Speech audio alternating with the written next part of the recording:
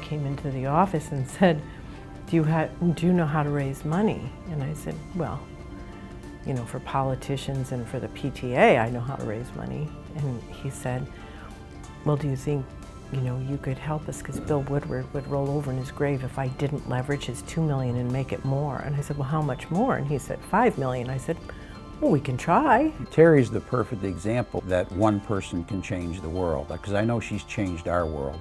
Rick Dickinson brought the city administrator from Duluth, Minnesota to Dubuque to talk about their riverfront redevelopment, or lakefront in Duluth.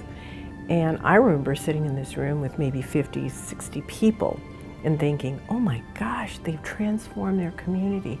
This guy is awesome. And I was thinking, we need to talk about hiring him to come to Dubuque to help us, you know, work on restoring our downtown and community, because we were, of course, in the throes of the 80s. And I remember him as if he could read our minds, looking at us and saying, and by the way, if you think there is someone who's going to ride into town on a white horse and save your community, you're wrong. He said, take a look around at the people sitting in this room, because you will be the people who save your community. And I remember thinking, dang, but I also thought, that's an exciting challenge, and looked around and thought, we have all the right people in the room, we might as well just dig in. It would be a mistake to just focus on the over $1 billion she's raised for local not-for-profits and local governments in our area, because her true talent is bringing people together to achieve a goal around a common cause. So then we approached Mike Van Milligan, Rick Dickinson and I met with the mayor, Duggan at the time, and we decided we'd form a partnership with the chamber in the city and this museum, the Riverboat Museum Historical Society, and we'd make it a bigger campaign. And we did. And you know what we learned?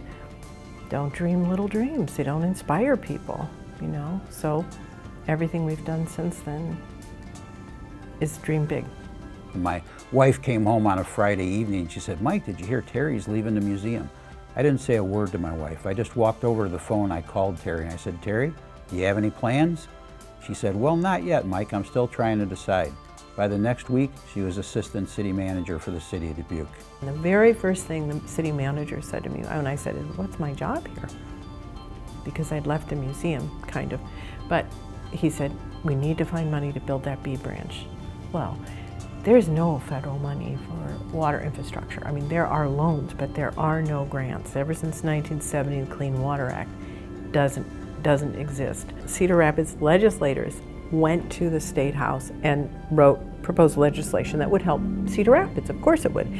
Their flood mitigation legislation that they proposed said any city that receives money from FEMA or the U.S. Army Corps of Engineers will receive this matching incremental increase in local option sales tax. That'll come from a state sales tax, come back to the community to plow into flood mitigation projects. Well, that left out every city pretty much in the state of Iowa, because you don't get FEMA money, you don't get Army Corps of Engineers money unless you have a million-year flood like Cedar Rapids did. So we amended that, and this is collaborative work with city staff and working with Darren Meering, who is a tremendous city engineer, who's worked tirelessly on B Branch. And we amended the language to say, or funds emanating from the Clean Water Act. Well, the Clean Water Act is the fund that comes from, that has SRF, which is state revolving loan funds, but they're loans. But nonetheless, we put that in so every city in Iowa could benefit from the flood mitigation program. And we subsequently got about $90 million. Teri is a community builder, and she has a big definition of community. So we're thrilled that she's focused on our region as part of her definition of community. But she's also brought partnerships together all the way up and down the Mississippi River, from New Orleans to Minneapolis, St. Paul, because Teri has a true passion about the river.